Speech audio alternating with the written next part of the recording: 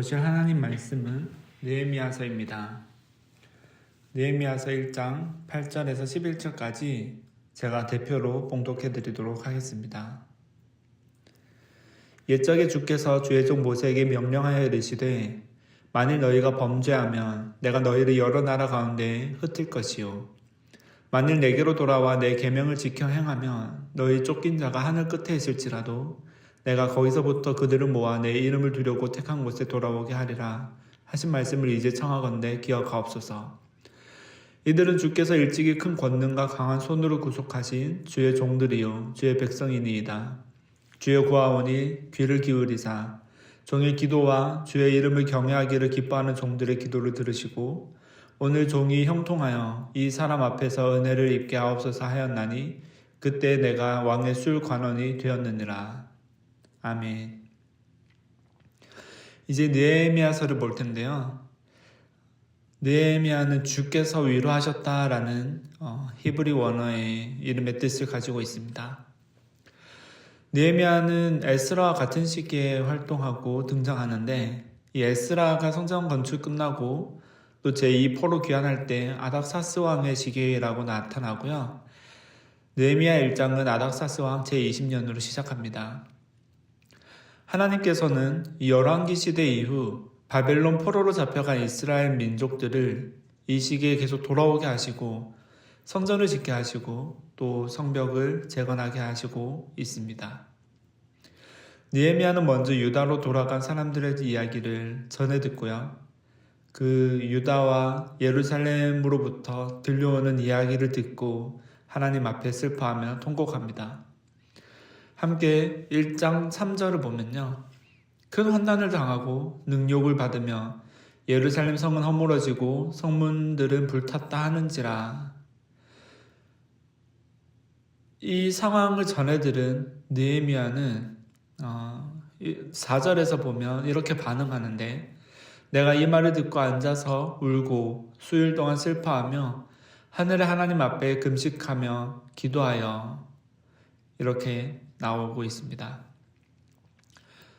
예루살렘의 현 상황을 전해 들은 이 느헤미야는 곧바로 기도합니다. 금식하며 기도하였다고 등장하는데 성경에서 금식하는 것은 오롯이 하나님 외에 의지할 데가 없음을 나타내는 것이에요. 더욱 겸손히 하나님께 나아가는 것이고 더욱 낮아짐으로 하나님 앞에 바짝 엎드린다는 것이에요. 오직 하나님만 바라보며 하나님께 돌아가서 하나님께서 어떻게 일하시는가를 보며 기다린다는 것이에요.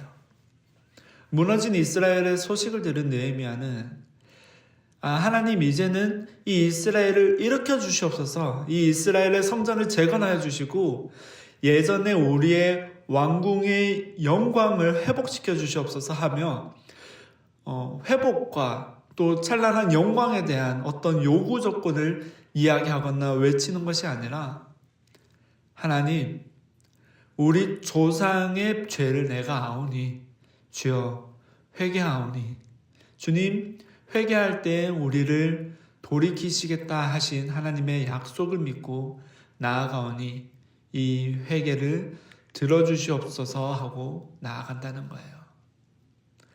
먼저 돌이킴으로 그 회개의 자리에 나아갑니다. 그러나 때로 이것이 우리의 반응이 되면 좋은데 때로 우리가 내가 아닌 다른 사람의 문제가 생겼거나 다른 사람이 어떤 어려움을 당했을 때 그것을 옆에서 바라보며 우리는 같이 회개하거나 그를 위해서 기도하기보다는 그것을 지적을 하면서 욥의 친구들과 같이 잘못을 따져가면서 인과응보식의 해석으로 회개를 요구하는 잘못을 범할 때도 있어요. 만약 모든 상황을 우리가 인과응보식으로 해석하게 되면 하나님의 구원의 복음도 하나님의 그 은혜마저도 우리의 노력으로 얻어내야 하는 일종의 결과론적인 복이 되어버리는 잘못을 범하게 됩니다. 하나님의 은혜는 하나님의 복음은 무조건적인 그분의 사랑으로 이루어지는 것입니다. 하나님의 사랑으로 우리를 덧입히시고 나서 그 이후 우리를 인도하시는 그분의 은혜가 우리 삶에서 누려지는 것이고요. 더욱 힘써 그분을 사랑하고 싶어지는 가난한 마음으로, 그 낮은 마음으로 초대받는 것입니다. 느헤미야가 회개의 자리로 나아간 것은 느헤미야가 그들을 향해서 질타를 하거나 아니면 하나님을 향해서 원망 섞인 목소리를 내며 어떤 욕을 하는 것이 아니라 회개의 자리로 나아간 것은 느헤미야는 하나님 말씀 앞에 서 있었기 때문이에요.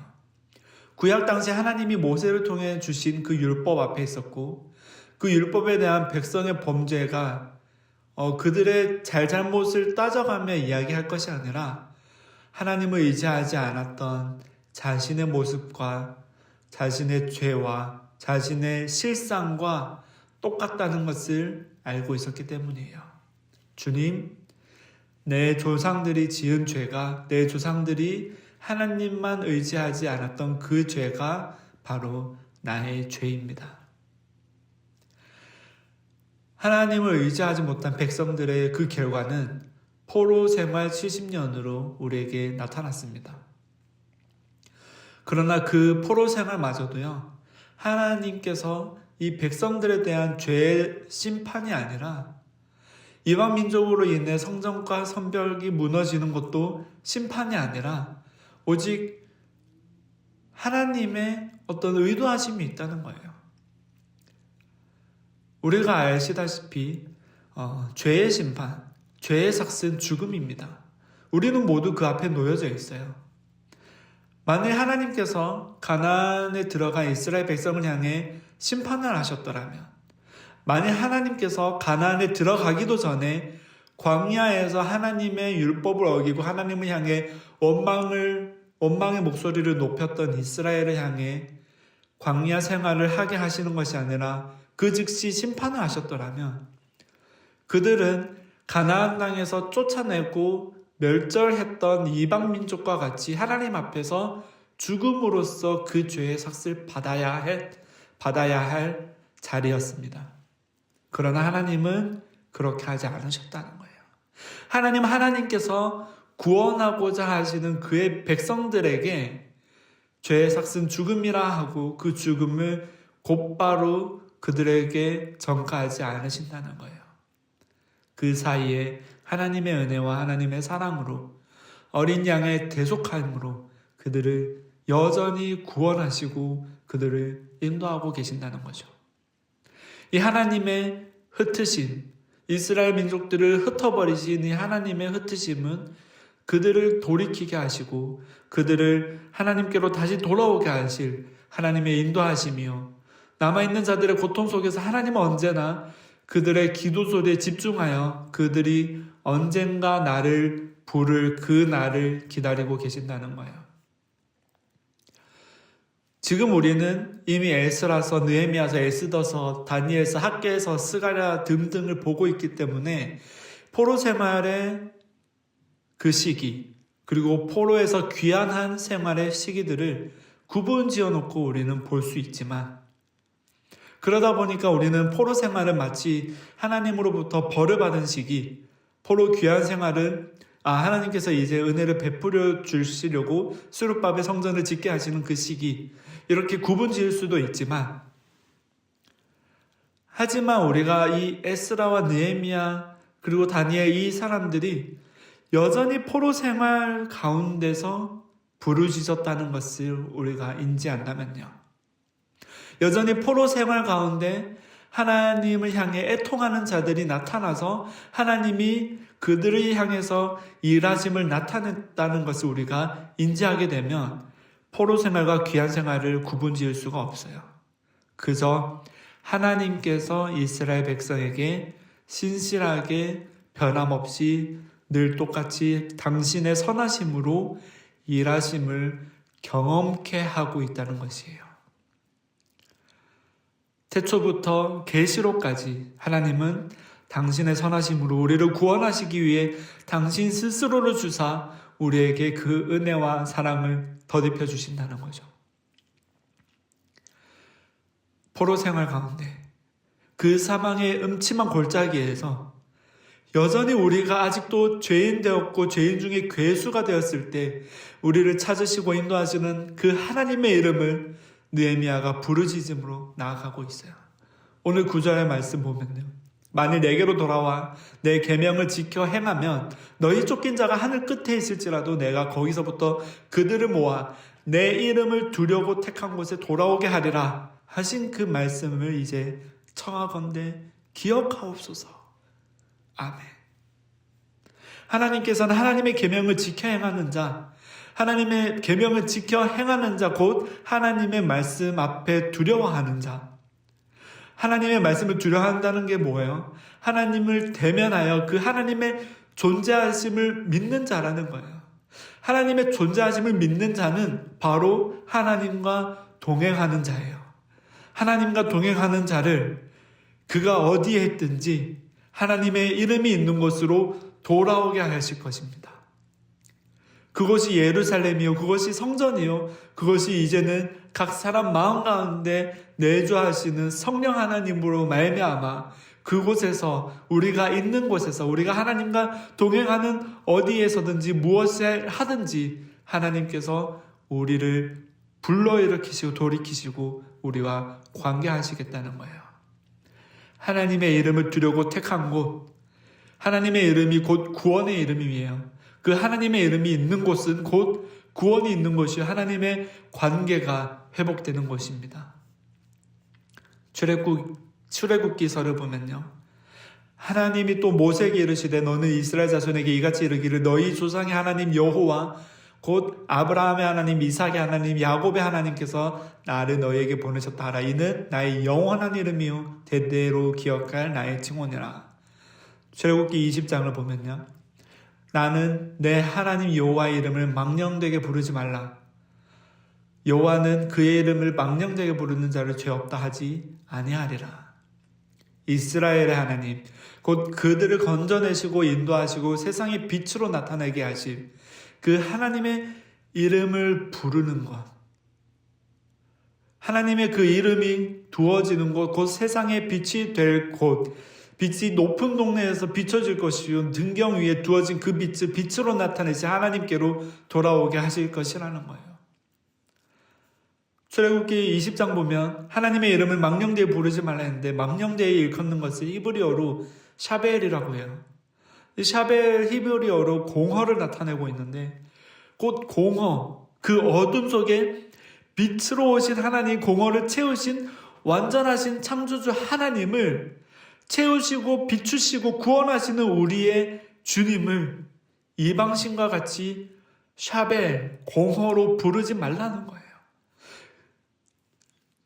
출애굽기 20장 7절을 다시 이렇게 말할 수 있어요. 그의 이름을 공허하다 부르는 자를 죄 없다 하지 아니하리라. 하나님의 이름을 망령되이 부르는 것이 곧 하나님을 없다고 하는 것이다. 하나님을 없다고 하는 그 사람은 죄를 짓는 것이라는 거예요. 그분의 이름은 오롯이 구원하신 하나님의 이름으로 불려져야 하며 우리 인생의 그분의 이름은 우리를 사랑하셔 스스로를 우리에게 내어주신 구원 그 자체예요. 마태복음 1장을 보면 아들은 낳으리니 이름을 예수라라. 이는 그가 자기 백성을 그들의 죄에서 구원할 자이심이라 하니라. 보라 처녀가 잉태하여 아들을 낳을 것이요 그의 이름은 임마누엘이라 하리라 하셨으니 이를 번역한즉 하나님이 우리와 함께 계시다 함이라. 하나님이 우리에게 부주신 그분의 이름 바로 예수, 우리를 구원할 자이십니다. 곧이어 임마누엘을 주시는데 우리와 함께 계시다는 거죠.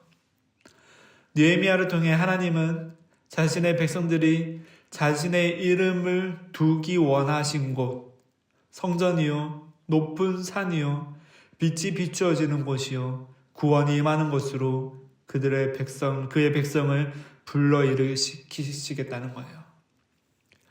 느헤미야의 이름의 뜻이 주께서 위로하셨다라는 뜻이라고 했죠. 이 느헤미야의 간구로 주께 돌이키는 자들을 위로하실 하나님께서 하나님의 영원한 생명을 허락하신 참 위로하심을 우리에게 주시기 위해서 포로 생활로 고단한 이방인들에게 괴롭혀지는 자들을 위해 이 세상의 어려움과 슬픔, 온갖 비방과 비난이 뒤섞인 세상을 사는 여러분들에게 참 위로자 되신 하나님의 이름이 거하는 곳, 당신과 우리가 연합하는 곳으로 우리를 다시 불러내신다는 거예요. 길 잃은 어린 양들이 헤매이고 있을 때 참 목자 되신 우리 주님이 이제 우리를 당신의 이름 가운데로, 당신의 존재 가운데로, 공허가 아닌 체험으로, 빛으로 우리를 불러내고 계십니다. 아니, 이제 부르시다 못해서요, 그 이름이 임하는 곳에, 우리가 있는 곳에 임마누엘로 오셨어요. 우리와 함께 하시는 그 이름, 우리와 함께 하시겠다는 그 하나님의 존재, 그분 자체가 이제 우리 안으로 들어오신다는 거죠.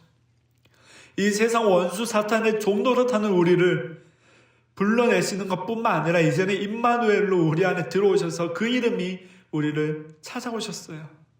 사도행전 2장입니다. 누구든지 주의 이름을 부르는 자는 구원을 받으리라 하였느니라.